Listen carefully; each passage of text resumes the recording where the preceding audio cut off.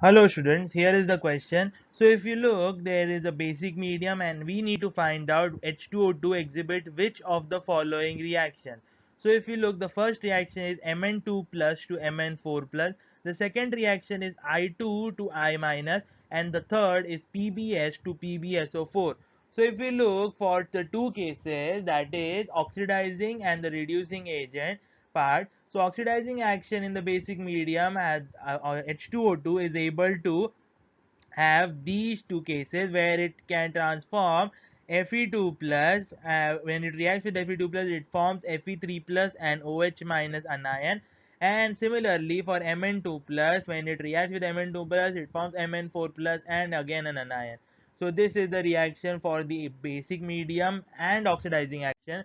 And if you look at the reducing action, if it reduces, because we know H2O2 is like an amphoteric species, it can oxidize as well as reduce.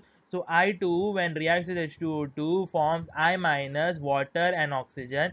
Similarly over here, if you see, the charge on Mn is plus 7, and when it reacts with H2O2, the total charge becomes plus 4, and thus is the reducing action in the basic medium. So the only answer is D.